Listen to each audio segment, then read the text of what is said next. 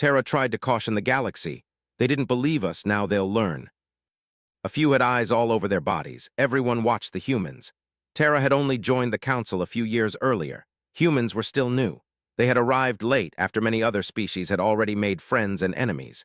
Some council members treated humans like children. Others treated them like a joke. Ethan Cole stood in the center of the hall. He was a human diplomat. He wore a simple suit, but his eyes were steady.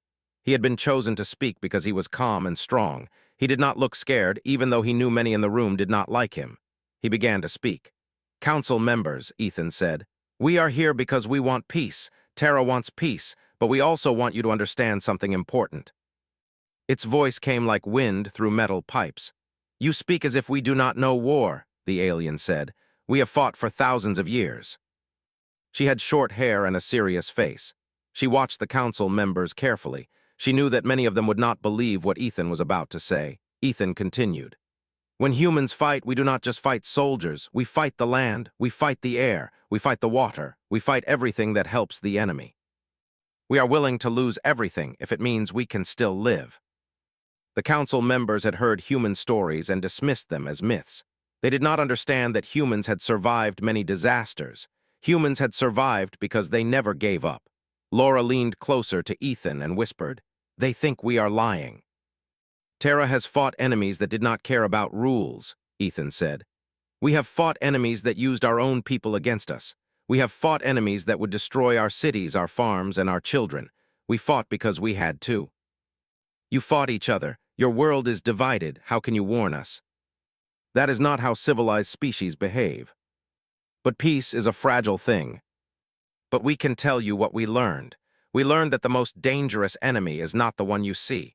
It is the one you ignore. They had many ships. They had weapons we could not understand. But we survived. We survived because we fought like humans. We fought in ways the Varnax did not expect. We did not wait for perfect conditions. We fought with what we had. It is something we endure. We even used the things we did not want to use. We sound like humans. We cannot prove it yet, but we feel it, and we know it will come. You have never faced an enemy that sees you as food. They will not care about your laws or your peace. You are asking us to change our lives because of your nightmares. But sometimes proof comes too late." The lights above them seemed to hum. Laura spoke quietly. "They didn't believe us." He thought about the long history of survival. Then he said, "Maybe, but we will still be here. We will still fight." The stars looked calm and quiet. The galaxy looked peaceful, but Ethan and Laura knew better. The human council members gathered in the room. They were tired. They had traveled far. They had spoken for hours, but their faces were determined. One of them, a man named Jacob Miller, spoke. "The council thinks we are paranoid. But they are also not right. But for the moment when the council realizes they were wrong. That is possible, but we have already been seen as a threat. The truth is we have no choice. We have survived plagues, wars, disasters, and each other. We are not afraid to die. We are afraid to lose." But on Terra, humans were preparing. They were preparing because they knew what the galaxy did not yet understand. And somewhere in the dark void, a threat was moving closer. The galaxy seemed calm from far away. Stars shone like small candles. Ships moved quietly between systems. The council continued its meetings. Most species believed that peace was safe, but the humans on Terra knew better. They had seen strange things in the far regions of space. They had heard rumors of ships disappearing. They had watched small systems go silent. They did not know what was happening, but they knew it was not normal. Ethan Cole and Laura Bennett stood again in the council hall. This time they were not speaking as diplomats. They were speaking as witnesses. The council had called them back. High Envoy Errol sat at the center. The council members looked tired. They had been arguing for days about what to do with the human warnings. Some thought humans were just panicking. Others felt uneasy. Errol spoke first. "Terra has asked for help. You claim there is a threat, but you have no proof. Why should we act? Ships are vanishing. We may not know the enemy, but we know something is wrong. Even if your claim is true, Terra is not the only member of this council. Many species have faced threats before. Why should we change our entire way of life for your fear? The council cannot act on fear. We have alliances. We are safe. We have a message from the outer rim." Their faces did not show surprise. They had expected this. Errol spoke slowly. Which system? The Hestia system had no enemies. We have seen how quickly they can strike. Panic causes mistakes. But we will not declare war yet. The next weeks were busy. The Council sent fleets to the Outer Rim, they increased patrols, they began to share intelligence. But the humans could see the problem. The Council was slow. The Council was full of politics. Many species did not want to believe that a threat could be bigger than their own power. They did not want to admit that they could be wrong. The humans watched from Terra. They watched the fleets leave. They watched the Council argue. They watched the galaxy act like nothing had changed. Then the first real attack happened. It was not on the Outer Rim, it was closer. A major trade hub called the Lumen Station was destroyed. It was a center of commerce and travel. Thousands of ships passed through every day. It was a symbol of the Council's power. One day, the station sent a normal message. Then it went silent. The Council received the message and reacted immediately. They sent a fleet. They arrived too late. The station was gone. The ships around it were destroyed. The space was empty. The Council members were shocked. They had not expected the enemy to attack so boldly. Ethan watched the news from Terra. He felt a heavy weight in his chest. He knew the enemy was not just a rumor, it was real. Laura stood beside him. "They still do not believe us," she said quietly. Ethan looked at the stars. "They believe now, they just do not know what to do." Fear was in the room. It was not panic, but it was close. Errol spoke first. "We have lost the Lumen Station. This is not a natural event. This is an attack. We must assume they will strike anywhere. We must prepare for the worst. We will call on all members to contribute ships and resources. We will build a united fleet. We will defend the galaxy." He knew the enemy would not stop. He knew the enemy would not care about the Council's power. He knew the enemy would not care about peace. The humans returned to Terra and began to prepare more actively. They built new ships. They trained more pilots. They upgraded their defenses. They did not stop. They could not stop. In the following weeks, the Council fleet gathered. Ships from many species arrived. The fleet was huge. It looked powerful, but the humans noticed something. The fleet was organized like a council meeting. There were too many leaders. There were too many opinions. There was not enough action. Ethan watched the fleet from a human command center. He saw ships moving slowly. He saw discussions happening in the middle of battle drills. He saw the council trying to be careful. He thought of Earth wars. He thought of how humans fought. He thought of how humans did not wait for permission. He knew the council fleet would struggle. Laura stood beside him. "Do you think they can fight?" "We show them how humans fight. We show them how to be quick. We show them how to be ruthless when needed." And the enemy was coming. Faster than anyone expected, the Council fleet was massive. Ships of every shape and size floated in space like a huge metal cloud. The fleet looked powerful. It looked organized. It looked ready. But Ethan Cole saw something else. It looked slow. The fleet moved carefully. Every action needed approval. Every move needed a meeting. Every decision needed a vote. Ethan stood on a human command ship called the Horizon. He watched the fleet through a wide window. His eyes were tired. Laura Bennett stood beside him. She was not as tired, but she was worried. "Look at them," Laura said quietly. "They are trying to be perfect. Safety is what made them believe we were wrong. We accept it." The Council had no idea what it looked like. The humans had no idea either. But the humans had something the Council did not have. They had experience. The Council members had not faced a threat like this before. They had lived in peace for so long that they had forgotten what war really meant. The humans had not forgotten. On Terra, humans still remembered old wars. They remembered how their ancestors fought. They remembered how they had survived when everything was lost. The humans on the Horizon began to plan. They held a meeting with Council leaders. Ethan spoke first. "We need to change the way the fleet moves. We need smaller groups. We need faster decisions. We need to stop waiting for permission. I want the ability to respond in seconds." The enemy would not wait for them to be ready, so they agreed. They created a new command team. It was not perfect. It was not a council-style team. It was a human-style team. The team had a leader. The leader was a human named Nathan Price. He was a former soldier. He had seen war. He had lost friends. He knew how to make hard decisions. Nathan stood in front of the team. He looked at the council leaders. "We will not win by being careful," he said. "We will win by being fast." They taught them to move in small groups. They taught them to strike quickly. They taught them to use surprise. They taught them to accept losses if it meant saving the whole fleet. The council ships were not used to this. Many of them were built for peace, not war. Their weapons were strong, but their crews were not trained for quick action. The humans trained them anyway. They used simulations. They used drills. They used real space missions. The first real mission came sooner than expected. The enemy attacked a small council convoy near the outer rim. The convoy was carrying supplies and diplomats. It was not a military target. It was weak. The council fleet was far away. It could not arrive in time. The humans were close. Nathan Price was in command. He made a decision. He sent a small group of ships to help. The ships were fast. They were not the biggest or strongest, but they were quick.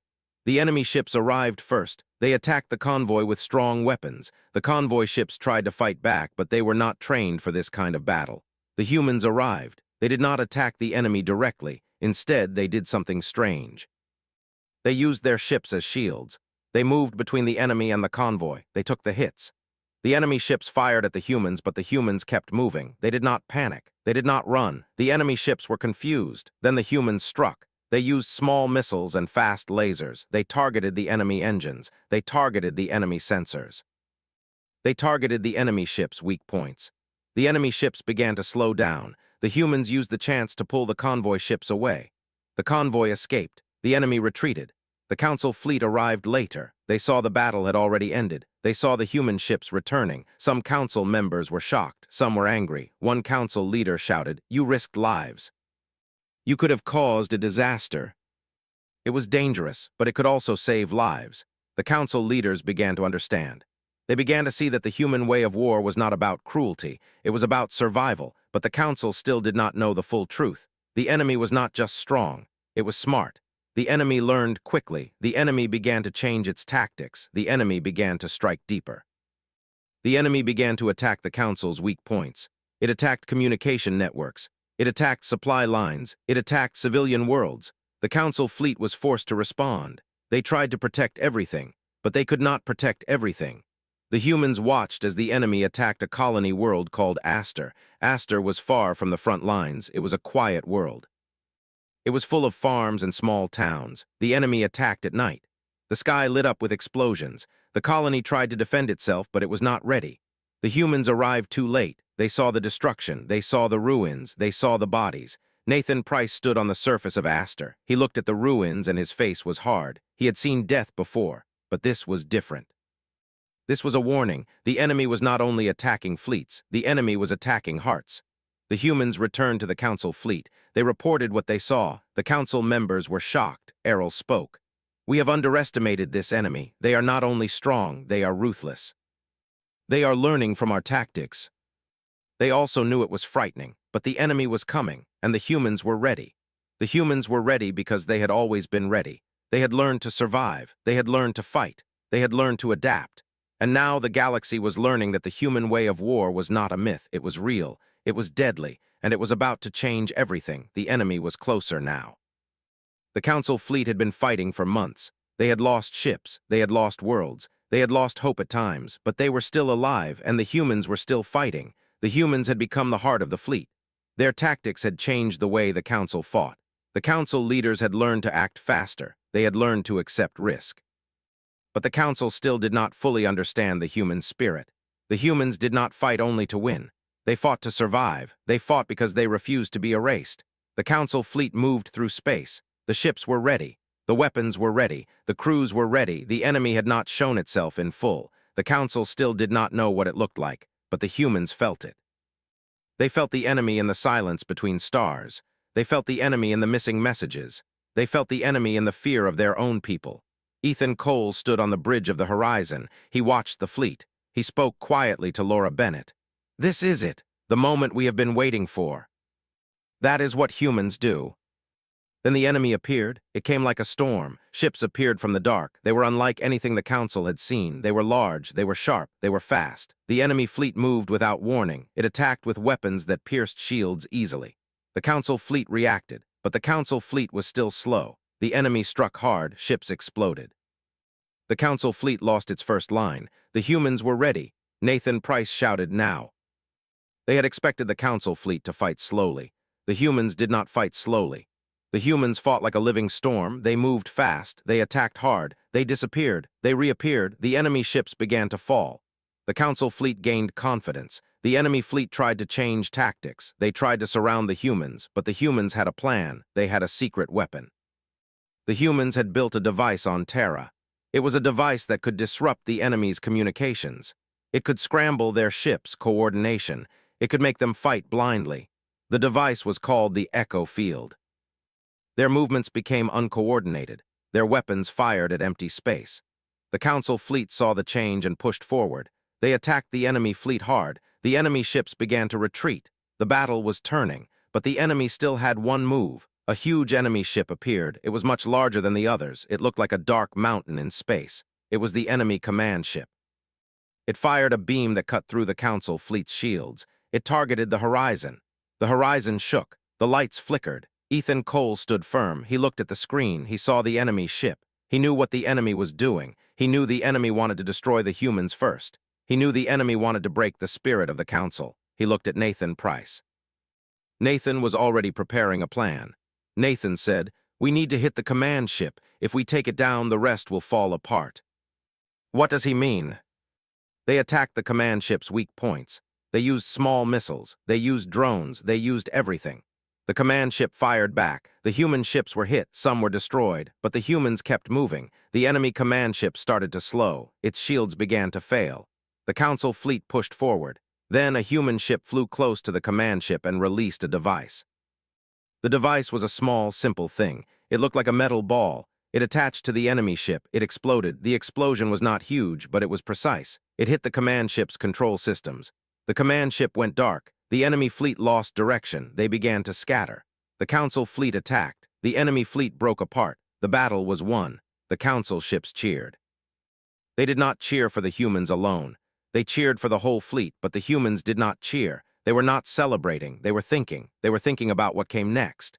The enemy command ship had been destroyed, but the enemy still existed. It still had forces. It still had worlds. The Council fleet returned to the Council Hall. The Council members met again. This time there was no anger. There was only respect. High Envoy Errol spoke. Terra was right. "We will not forget this lesson. We are not alone anymore." The humans did not become rulers. They did not take power, but they did something else. They made the galaxy remember that peace was not guaranteed. They made the galaxy remember that survival was a choice. And they made the galaxy learn a lesson the hard way. Terra tried to caution the galaxy. They did not believe. Now they had learned.